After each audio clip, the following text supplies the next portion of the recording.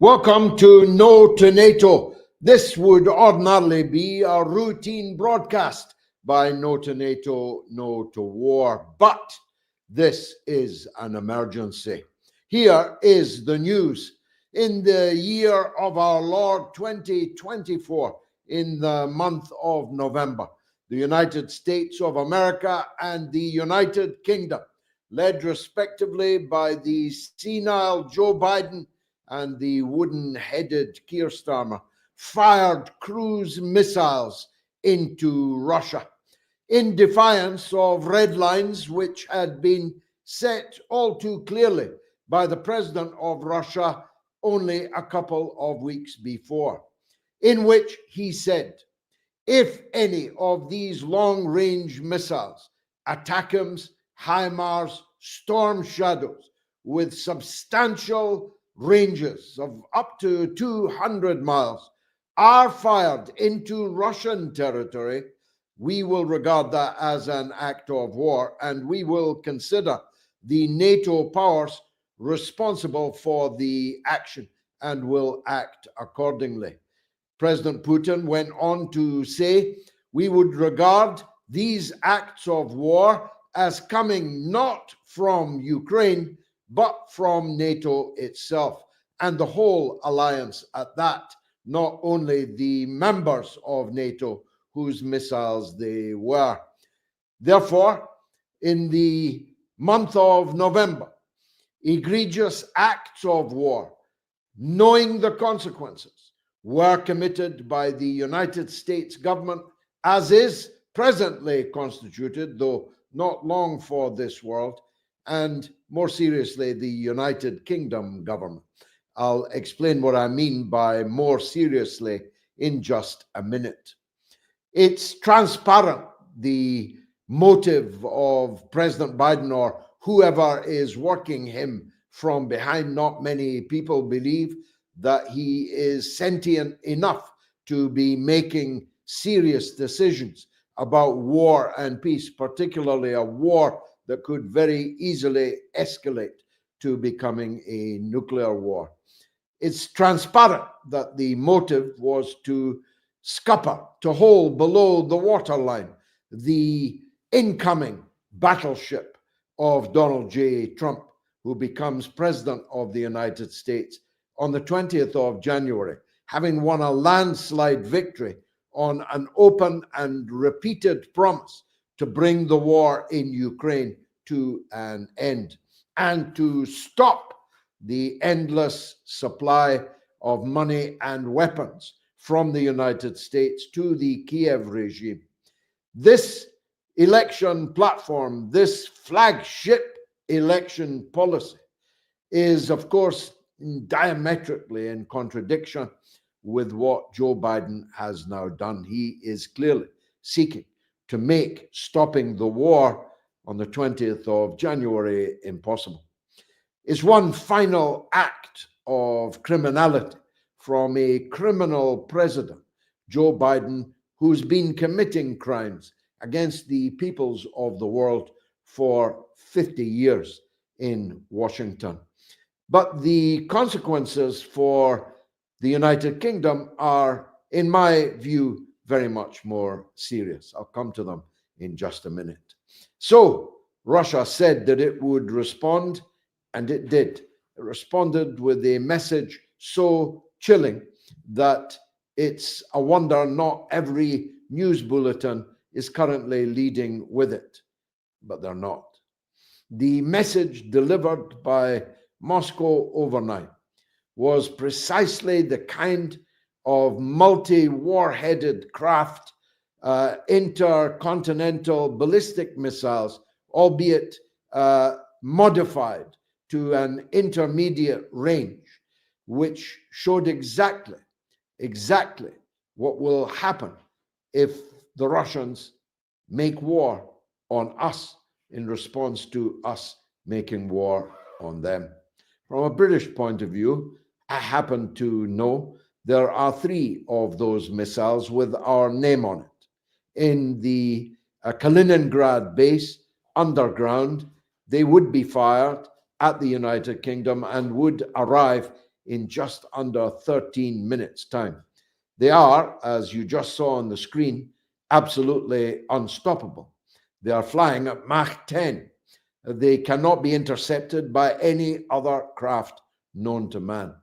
They are the fastest missiles that it is possible currently to imagine, and no anti-ballistic missile system can touch them.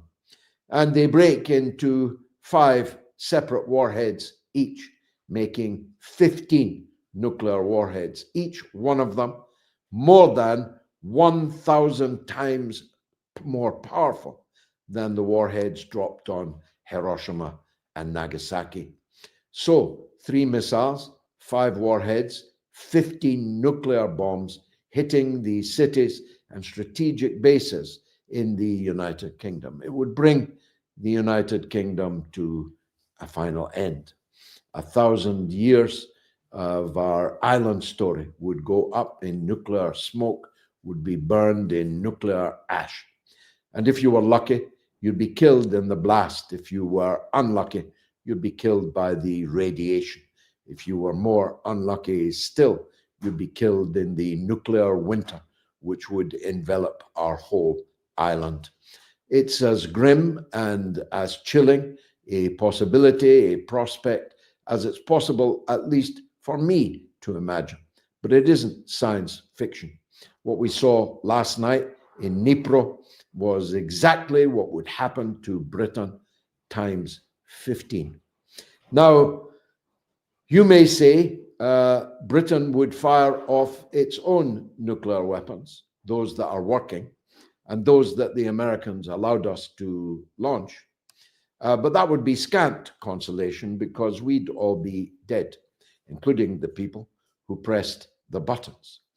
The political leaders in the United Kingdom would presumably be in a nuclear bunker somewhere, but they'd have to emerge sometime. And when they emerged, they'd emerge to a nuclear winter. So scant consolation indeed. Others say that the United States would completely destroy Russia in retaliation for what Russia had just done to Britain. Others, even more foolishly, say that, well, France has nuclear weapons and it would not stand idly by while Britain was wiped off the face of the map. I want to challenge both of these assertions right now. I want to predict to you with some certainty that in the event of a European war turning nuclear, the United States would not sacrifice every city in the United States, would not sacrifice its entire country and all of its people to punish Russia for destroying Britain. If you thought that, you haven't fully calibrated the way in which the United States treats its allies. Ask the former leaders of South Vietnam. Ask the family of the deceased Shah of Persia, who was left wandering the world like a ghost, looking for somewhere to die when he ceased to be of use to the United States. Ask the erstwhile president of Afghanistan, if you can remember his name, who was promised that America was his best friend and ally, and for always. Ask anyone who's ever depended on the United States. The United States will make the decisions that it will make entirely in its own interest. And I hazard to guess that it would be ready to draw close, to declare an armistice with Russia, irrespective of what Russia had just done to Britain. Even more absurd is the idea that our European allies are our friends. For younger viewers, let me point this out. The European powers hate us. They've always hated us. They hated us for not folding like a cheap deck chair like they did in front of Hitler's advance in 1940. They hated us for continuing to fight the war into 1941 when they had all surrendered. They hated us when we arrived on the beaches at Normandy in 1944 to begin the task of liberating the western part of the European continent.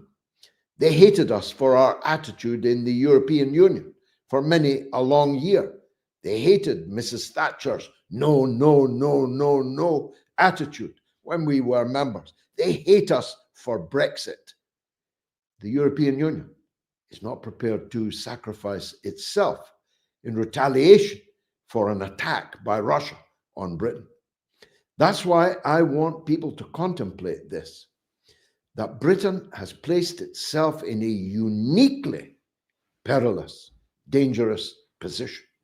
By acting as the tail of the American dog, Mad Dog Biden went in on the Monday, and Keir Starmer, being the tail of the Mad Dog, went in on the Tuesday. The tail always follows the dog, but the dog is more than ready to sacrifice its tail rather than sacrifice its head. Britain has placed itself in the first ranks of the hated so far as the Russian Federation is concerned. Now, I've spoken many times about this ancient and peculiar hatred that the British have for the Russians.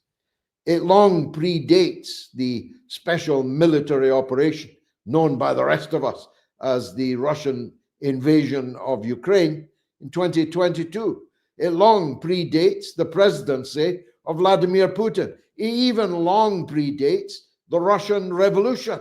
It goes back centuries to the imperial rivalry between this country and Russia. It's a peculiar and deep hatred which is now fully reciprocated. So if I'm any judge, if Russia is going to attack NATO in any shape or form, the target will be us, Great Britain, the United Kingdom. And whilst our criminal rulers will be deep underground, it will be the rest of us who will pay the price. It's about time we appraised ourselves of that. Not that we can depend upon the BBC, which has scarcely mentioned this crisis. In fact, the BBC didn't even mention the arrest warrants issued by the ICC today against Benjamin Netanyahu. It didn't make the news headlines on the BBC. So what's the chances of them appraising the British people of the nuclear peril in which they now stand? So if none of that sounds like an emergency to you, well, I don't know, frankly, what would. So, No to NATO, No to War will this evening be discussing this matter with our panel. The first speaker of whom is a comrade of mine. Halima Khan is the former whistleblower of the crimes of the Starmer leadership, indeed crimes that were committed against the members of the Labour Party even before Keir Starmer became the leader. She blew the whistle on the deliberate targeting of supporters of Palestine in the Labour Party for discipline and even expulsion. Since then, she's become a regular appearer on television. She's been a candidate for the Workers' Party of Britain. She's one of our brightest hopes. And she joins me now. Halima, what do you think? Let's start with Palestine, as that's your number one passion. What do you think of what was decided by the ICC today? And do you think Keir Starmer is going to arrest Netanyahu or Gallant or any of the other war criminals if they ever come here? Absolutely not. I don't think so. Not at all. I mean, it was only days ago when the British ambassador to Tel Aviv announced that he's willing to put British personnel in the front lines and sacrifice their lives in order to protect Israel. So I highly doubt that, given Keir Starmer's history as head of the Crown Prosecution Service, he's protected other Israeli war criminals from arrest within that position. So absolutely not. I don't think that Starmer would be in any position to turn against his ally. He's a proud Zionist. His party is a party of Zionists, and they are, explicitly friends of Israel. So they would never turn on their friend, even if their friend turns on them. First of all, I think the Netherlands was the very first country to say that Netanyahu will be arrested if he comes to the Netherlands. In one level, that's not surprising. The Hague, after all, is in the Netherlands. But on the other hand, the government of the Netherlands could scarcely be more Zionist, even if they were in Keir Starmer's cabinet. But they have the obligation as signatories to the ICC to carry out the arrest warrants that have now been finally issued. They've been a long time in coming. The French government followed quite swiftly in saying that it too would arrest, the German government also. So what we're looking at here is the European governments that signed the ICC protocol saying they will obey the court, but the British government so far unwilling to say that they would do the same. Now, I was brought up on the mantra that Britain was a law-abiding country. We even talked about the rules-based international order. The law is the law. Nobody is above the law. All of that bunkum was the mantra of the British state. But you're saying, and I agree with you, that it's highly unlikely that though members of the ICC, indeed founder members of the ICC, it's highly unlikely that we're going to do a damn thing about this. Absolutely. I mean, Keir Starmer always pitches himself as a human rights lawyer, but he's a human rights liar. He's been caught out lying about everything. He doesn't stand for anything. When we talk about the havoc that he caused in the House of Commons on a ceasefire amendment, and that was on the call of, him calling up Isaac Herzog, the Israeli president, he was willing to actually destroy the foundation of our democracy. And that absolutely just went away like it was nothing. He never got held accountable. And this was when he was in opposition. So now he has control over every aspect of our lives and the military. And somebody like that, where he owes his career to Israel and the Zionist lobby, will absolutely sacrifice the rest of us for the people that he owes his career to.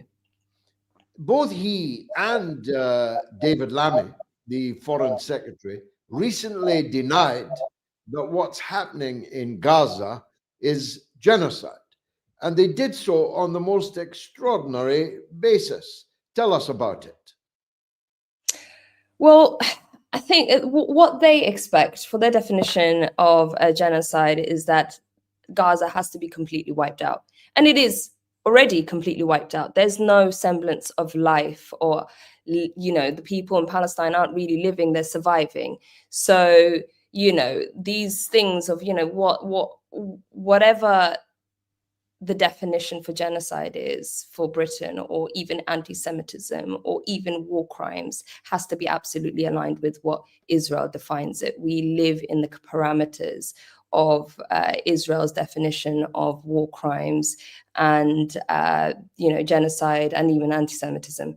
So when it comes to David Lammy's stance, and the British government stance is absolutely unsurprising to anybody that's been following the Labour Party for a number of years. And, the painful reality is that this didn't suddenly begin under Starmer. This also continued to happen under Corbyn. And I think that, one of the things that we as a society need to reconcile with is the fact that there is, fifth columns within every organized movement that actually help to advance the Zionist cause. And I think this is where we're not, even the oppositions that have, some sort of power in terms of organizing are still benefiting the cause of Zionism. So in terms of David Lammy's definition of genocide, I mean, these are the same hypocrites that were celebrating the ICC arrest warrant for Russia. Statistically, Israel has dropped 6 times the amount of bombs as the impact of Hiroshima, Dresden. All of these things go completely blighted by the amount of weaponry and the amount of attacks and civilian casualties and the war crimes that we are seeing day in, day out in Gaza. I think that, each one of those politicians are all standing there naked in their lies because people can see right through them. And I don't think that there's, even as time is going, I think people are waking up to the fact that we as a British society are becoming cannon fodder, and we are cannon fodder for states like Israel, for big companies like BlackRock, like Raytheon, and all these companies that are funding all sides of every single war in the world.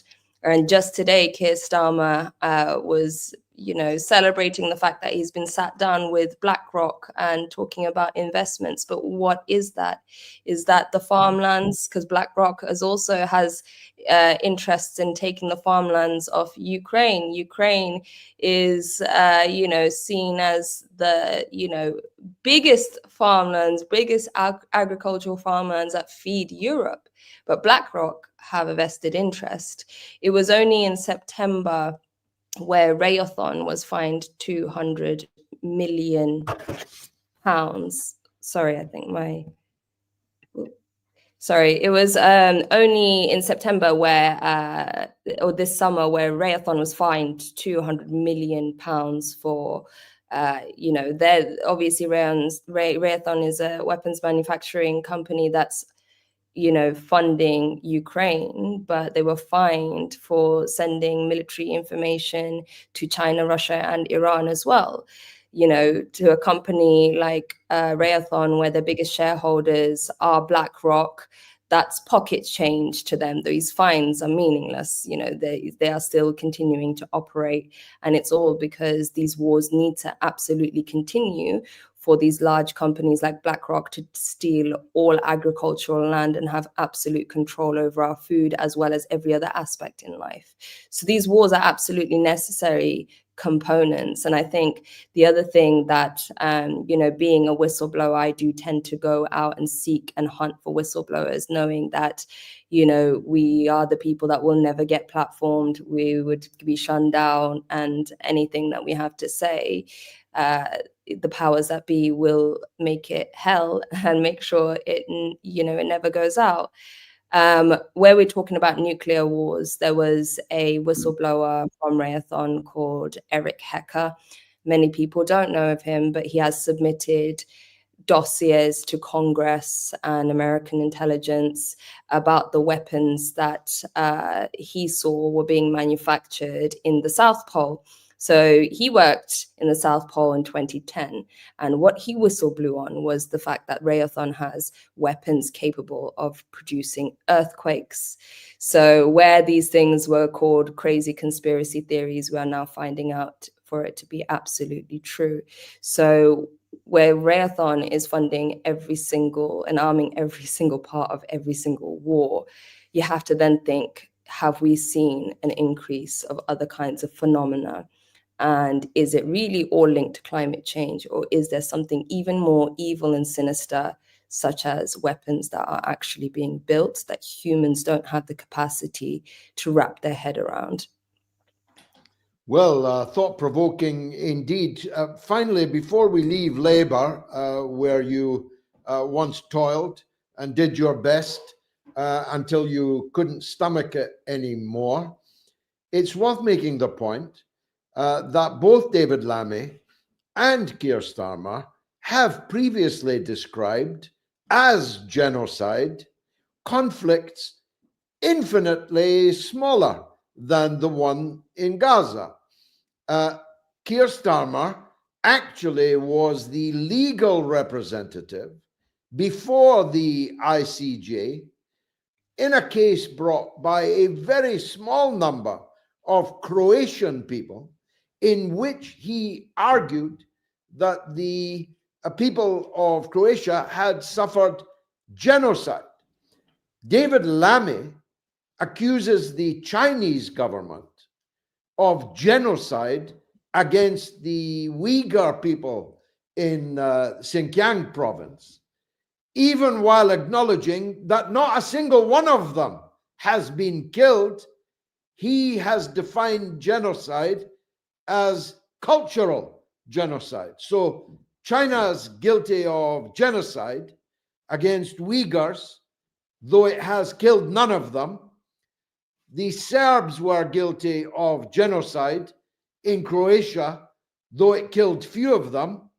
But Israel is not guilty of genocide, though it has killed and maimed, mutilated, amputated hundreds of thousands of people in a population of 2 million. You must be glad you're out of such a party now, Halima.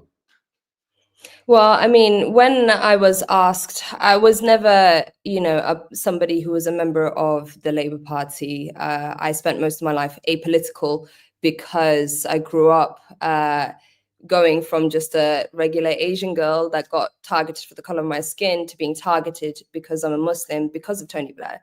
And that was in my childhood. So from a child, I was heavily traumatized by Tony Blair and how one individual impacted my entire life. So when I actually went into the Labour Party, in my interview, when they asked me if I was a Labour member, I said, I'm only here because I don't believe in Corbyn, not necessarily because I believe in Corbyn, but I fear that there's going to be another Tony Blair.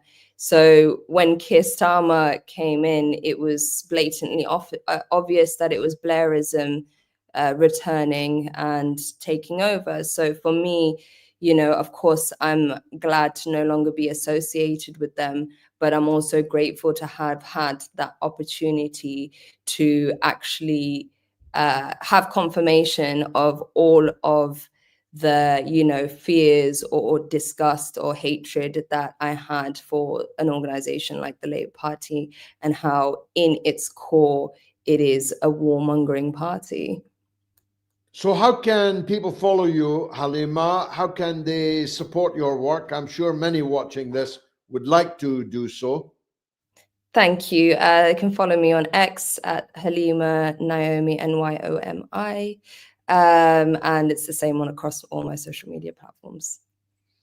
Excellent. Thanks for being with us on No2Nato, No to War this evening. My next guest is a man who's got up early for this broadcast today. That's because he's down under, as we like to say, we Eurocentrists like to say. He's in Australia. As a matter of fact, he's a special resident of Australia. He lives in the Russian consulate in Canberra because the Australian authorities were unable to cope with the sheer power and intellect of his anti-war work. He's known to you probably as the Aussie Cossack, and we're struggling now, fighting now, to get him back on Twitter. But his real name is Simeon Boykov. And I'd like to wish you a good morning, Simeon. I wished you good night last night when you were on the mother of all talk shows. Good to see you again so quickly, but quite a lot has happened since we last talked last night.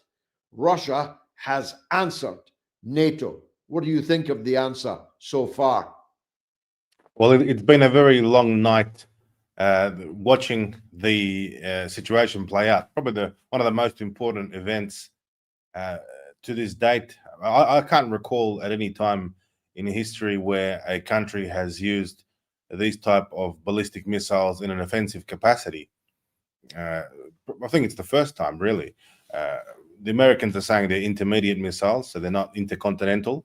But I think it's very clear that these are nuclear capable missiles, which were not carrying nuclear warheads. So as devastating as and effective as the strike was, it still is another shot across the bow. It still is another warning shot that Russia has performed.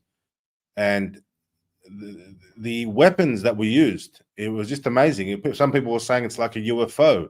They've never seen this type of weapons. Flashes in the sky and then like bolts of energy or light hitting the ground. Quite impressive. And nobody, as you mentioned earlier, can shoot them down. Russia has demonstrated this.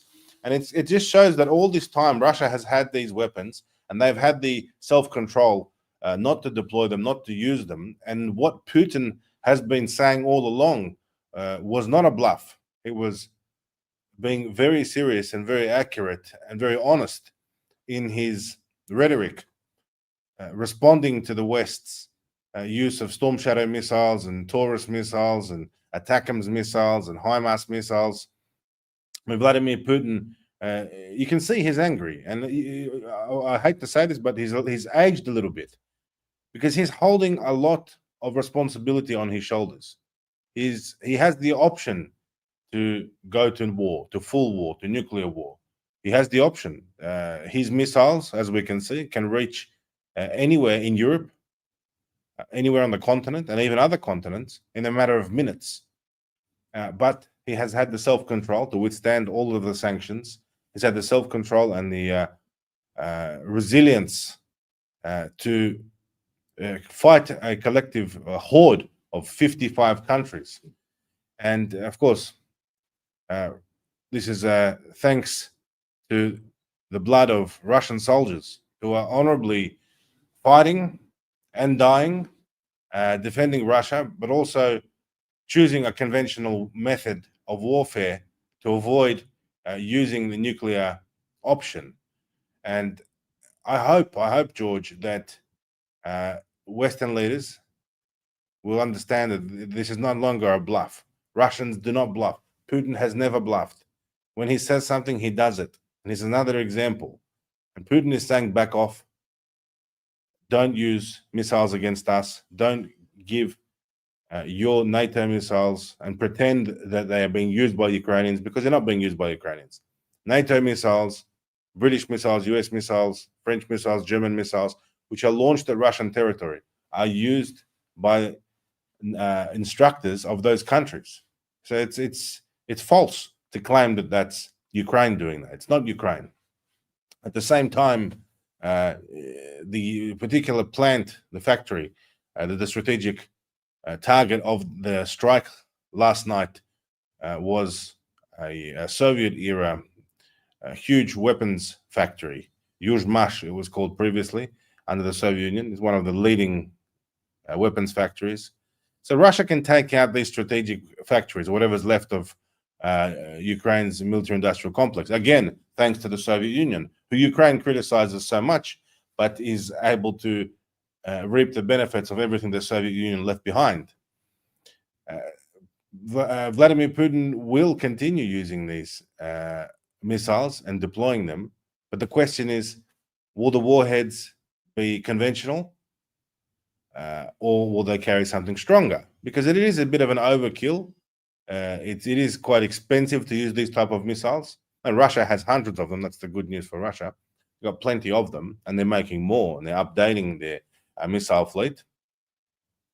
Yes, maybe Russia falls behind in some type of manufacturing or commercial goods, or maybe cars or things like that, as that was the case in the Soviet Union. But they certainly are leading the world in missile production and missile technology. And the West understands that. Today, the Pentagon spokesperson in Washington confirmed, reiterated that the US does not seek war with Russia. Well, if the US does not seek war with Russia, back off. Stop supplying weapons to Russia's enemies. Stop making, more importantly, an enemy out of a neighbor. The territory of Ukraine was always the territory of Russia, always part of the Russian Empire, always part of the Soviet Union. And Russia was happy to see Ukraine flourish. Ukraine, in its short time of existence since 1991, was heavily subsidized by Russian gas, Russian energy, and Russia really does not need any more land or anything else. And there's no desire to conquer, or there's no imperialistic desire, or even though there is a bit of nostalgia to bring back the borders of the Russian Empire of the Soviet Union, which I admit that I share also, because I simply don't think that it's appropriate for NATO to be so close to Russia's borders, and they can't be trusted. Russia tried to trust them. Russia tried to do the right thing. Russia followed the advice of the Western advisors under the traitor Gorbachev and Yeltsin, and look what happens. They set up NATO bioweapons factories, laboratories, bases, instructors, missiles, anti-aircraft, batteries, Patriot systems. So Russia is fighting a righteous special military operation, and this is a great uplift in spirit for everybody watching. I think we can all agree, whether you're Russian or not Russian, or at least you're pro-Russian or you're neutral.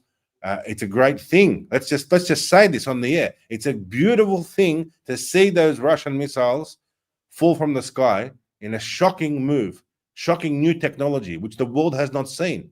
Literally, commentators are saying, what is it? Is it a UFO? What are they using? How are they using these weapons? No one's seen this before. And it's a great thing, because some people in the West thought that Russia was weak.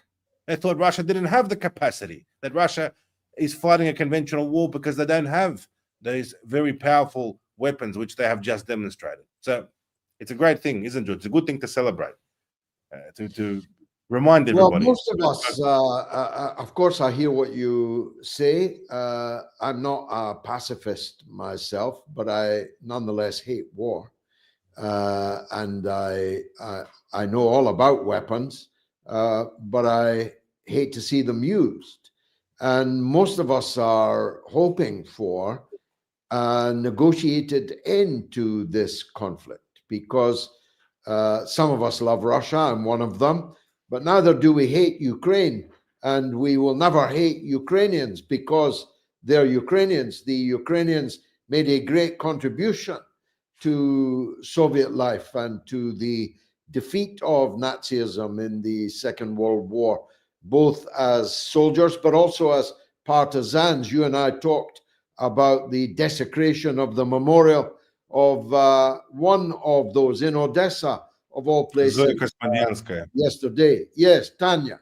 The real reason, isn't it, why Biden has done this, not just this, but the decision on landmines also, in breach of their own law and their own international treaty commitments.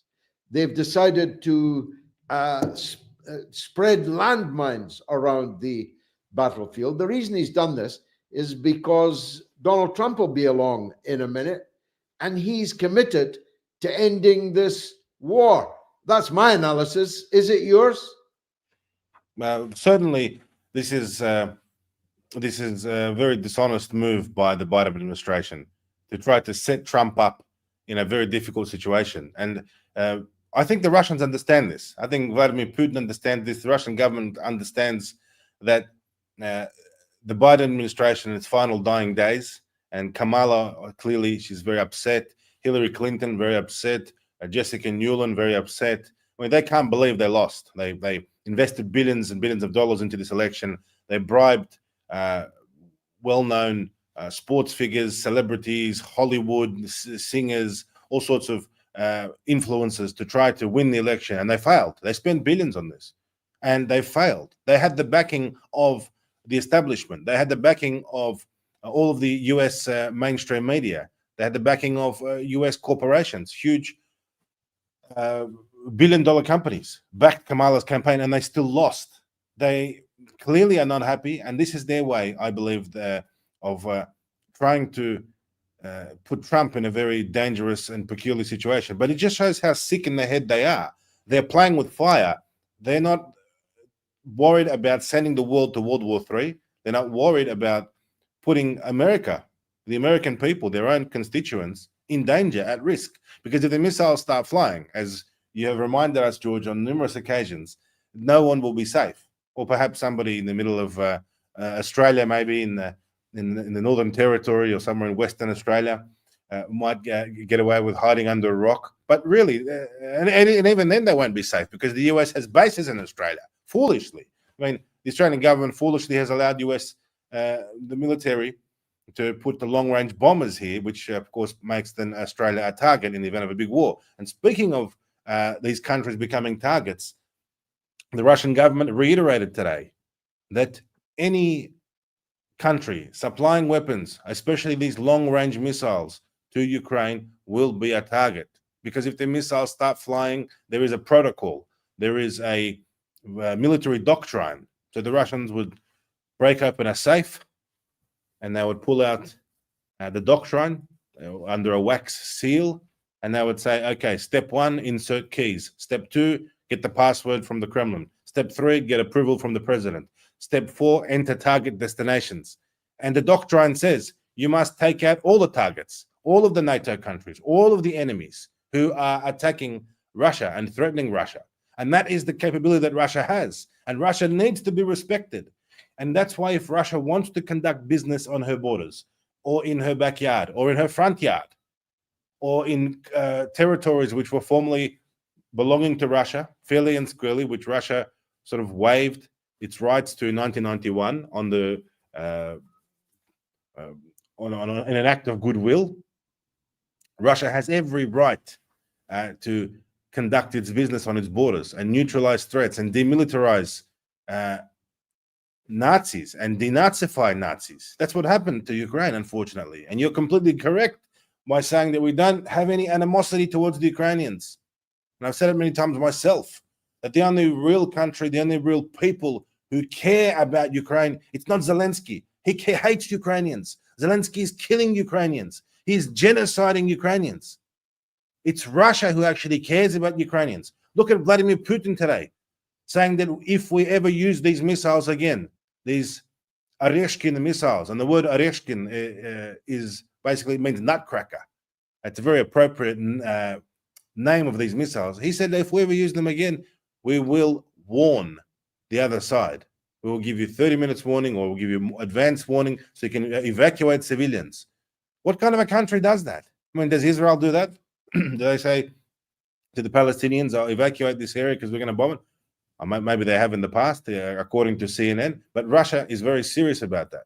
Russia don't want to see any Ukrainians die at all, which is why so many Ukrainian soldiers are surrendering to the Russian military. And they've got much higher chances of living, these Ukrainians, when they surrender to Russia than they do in their own military, the Ukrainian military. So Russia is conducting an honorable special operation.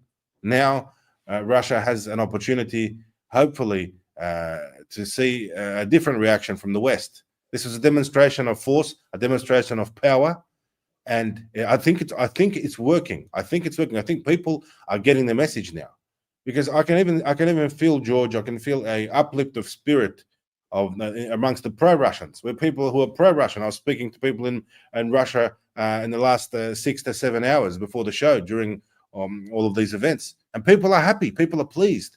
Russians are saying, excellent.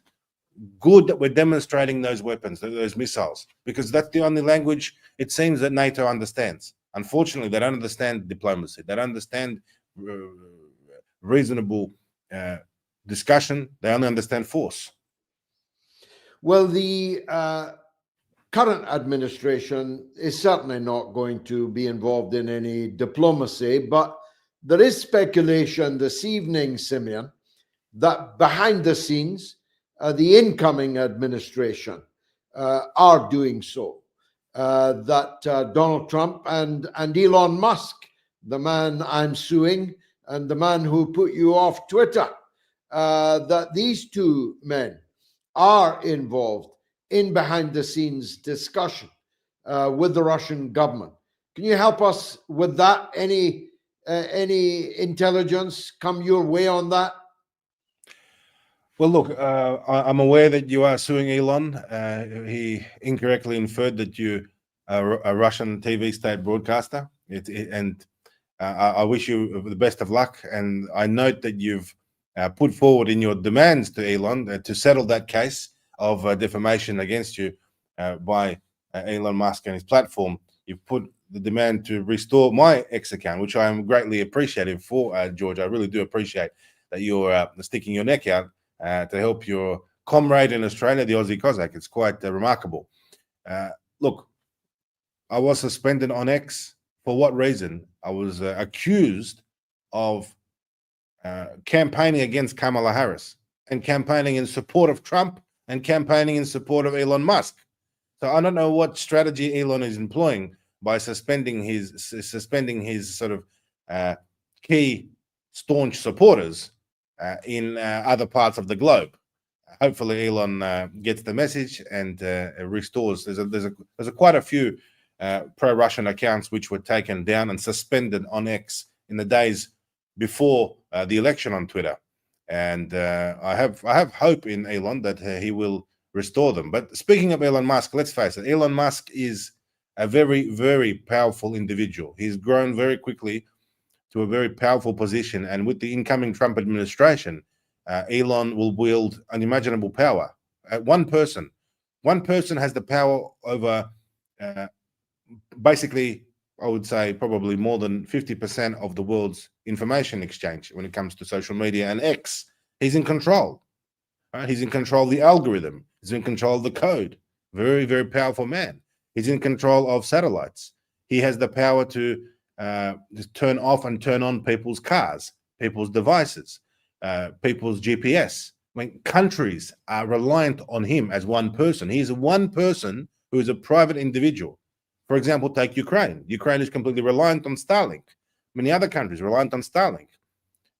If Elon turned off Starlink when the Ukrainians wanted to attack Crimea, in a very interesting pro-Russian move that Elon made. Elon is the one person who's an individual and not a government and not a country who sends up satellites into space using missiles which are probably very similar in their characteristics to the same type of missiles that would be used in a nuclear war. It would only take in a few weeks or a few days, really, of Elon's brilliant organizational abilities and entrepreneurial skills to, if he wanted to, if he needed to convert his civilian use missile fleet into a military application. And that needs to be considered. And now he is becoming Trump's right-hand man. I mean, Trump he's aged, just as Putin has aged, just as they've been around for a while. Trump and Putin, these guys have been in the game for a while, and you can see Trump. He's not a spring chicken anymore. He's not as young as and youthful and energetic and enthusiastic. And the campaign took it out of him. You could see campaigning every day, but he won, and he's going to need to hand over power, to offload tasks. I mean, Trump wants to be Trump. He wants to appear as a billionaire with his beautiful wife and enjoy the presidency as Trump and make great speeches and so forth. But Elon Musk, on the other hand, he's a person who wants to get his hands dirty, and he wants to get into the game of controlling America, controlling Americans, but not only America, the world, controlling the world. Countries like Australia, completely reliant on America. So keep an eye on Elon Musk. And what can I say without criticizing Elon Musk too much? Because we know that he's the one who holds the switch, the button, and when it comes to social media. I mean, George, I have to take an example probably from you. You're suing him and you criticize him, and you're still on his platforms, and clearly Elon isn't comfortable with suspending you, and he tolerates the fact that he's got a major world broadcaster. I would say you're one of the top 3 or top 4, top 5 broadcasters on the planet. So he can't take you down, George, even though you're suing him. It's quite a remarkable position. So keep an eye on Elon Musk. We praise him. We say he gave us free speech. But who knows what happens when one person has too much power? Just to put that thought out. I think I concur with everything that you said there. And I think he saved America. He therefore potentially saved the world, because we were headed into a one-party state in the United States, of liberal warmongers forever. If Musk had not overthrown the previous regime that owned Twitter, which, as you say, is easily the most dominant source of news in the world by a country mile, both in quantity and in quality. If he had not opened that up to freedom of speech for some and an end to the conspiracy between the deep state in the United States and Twitter, then they would have had all the cards in their hand. They've got Zuckerberg, they've got Instagram, they've got Facebook, they've got Zuckerberg, they've got Bezos, they've got the New York Times, they've got the liberal broadcast media in America. They would have had it all, and they would have ensured that Kamala Harris had won the presidential election. Matter of fact, if it wasn't for Musk and the coup, I'll call it, that he performed in taking control of Twitter, Trump might not be alive today. He certainly might not be at liberty today. And he certainly wouldn't have been in the White House today. And given that Trump is going to stop the war between the United States and Russia, you could argue, therefore, that the entire thing turned on Elon Musk. So I hope he makes his peace with you. And if I can help that, I definitely will. But finally, Simeon, the hoary old myth continues to be used here about the North Korean hordes that have poured into the Russian line. Nobody's seen a North Korean. Nobody's got a picture of a North Korean. Nobody's got a trace of a North Korean. And in any case, there would be nothing wrong with North Koreans being in the Russian line, but they're not.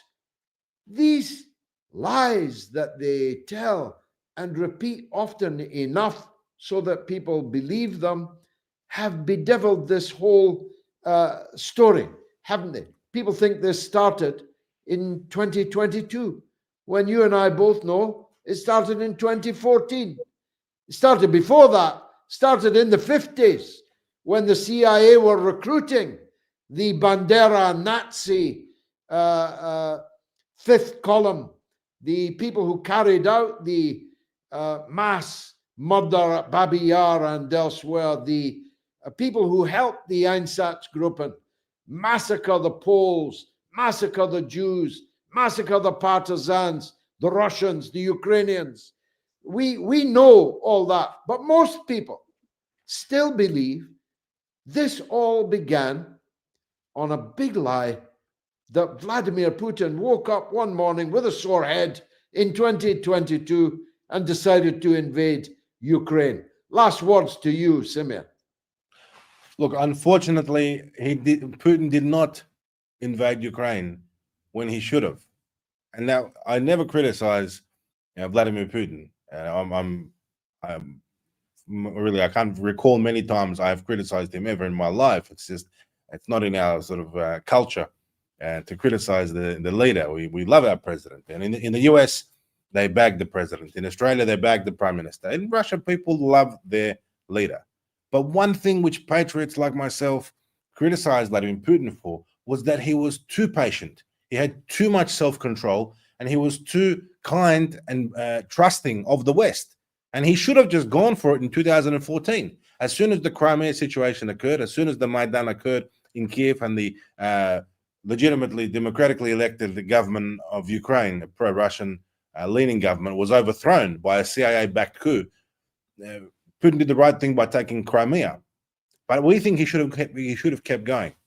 And that was the only criticism, that Putin was too patient and he was too trusting of the West. And you know what, to be quite honest, Putin later, he was later on, already well into the special operation, Putin admitted that himself.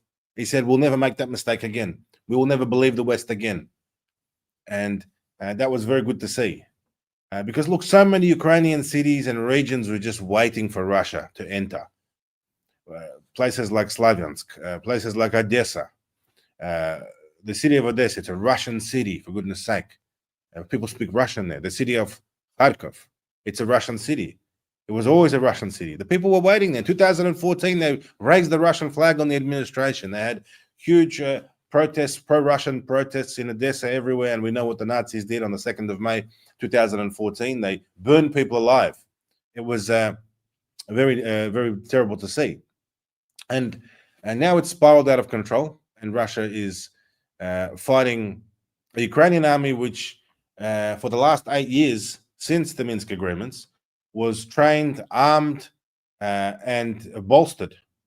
So this whole time when they said we want a ceasefire, and they convinced Putin to stop and not go further than Donetsk, Lugansk, and Crimea, they fooled the Russians. They tricked the Russians, and Russia admits that now, because for then 8 years they pumped Ukraine with money and instructors and weapons, and prepared the Ukrainian army and created a NATO army. This is really, if we look at the Cold War, this is the Cold War. This is the apex of the Cold War. This is what everything was building up to in terms of the technical characteristics, in terms of the weapons that are being used. Because all the weapon stocks that were built up over the last 50, 60 years in Europe were in storage. They were never used, really, ever. And here they are all being used, including the Western weapons, including the Bradleys, the Abrams, the Leopard tanks, the Challenger tanks, all the weapons, including also all the Soviet weapons. That's the real tragedy of it, is that the Soviet weapons, which the Soviet Union built up all those years and gave to Ukraine and gave to countries like Greece, with the Greek government, very terrible decision, handed over all of the former Soviet weapons, East German weapons, Romania, Hungary, all these countries who, Poles, the Polish nation received so much help as a Warsaw Pact member and so many free weapons from the Soviets. And it's a tragedy to see that all those weapons being used by Ukrainians to kill Russians, to kill Russian civilians in Donetsk and Lugansk. That's why you cannot trust the West. You cannot trust NATO. And they've been waiting for this day, and they've got this moment. And that's why this special operation is a very epic war of our time, because it's built up to this. And look, what can I say? The Russians are handling it well. They are doing a great job defending their interests. And in closing, thank you to everybody around the world, in the Western world, who understands this, who has got it right, and they're on the right side of history, who went against the mainstream media's advice, went against the current thing, and said, no, Russia is not our enemy. NATO is the person or the organization who is in the wrong here, is the aggressor. And again, in closing, hopefully Elon, Putin, Trump sit down, they sort it out, and let's get the planet back to normal. Let's start trading again. Let's start making money. Let's start pushing down debt, American debt. Let's start being friends. The Russian soldier, the Russian man is not your enemy. Your enemy is in the deep state. Your enemy is in your parliament, and they're not Russians. No, indeed. Simeon Boykov, as always, absolute delight to talk with you. Thanks for appearing again this evening on No to NATO, No to War. Thanks to Halima Khan. Kit Clarenberg would appear not to have been able to be with us. Our apologies if you were waiting for him. I was myself very keen to hear him. Perhaps we'll have him on the next broadcast. My postscript, if you like, is mainly to ask you to help us raise the price of appointing a full-time organizer for No to NATO, No to War. It's a very modest target that we have.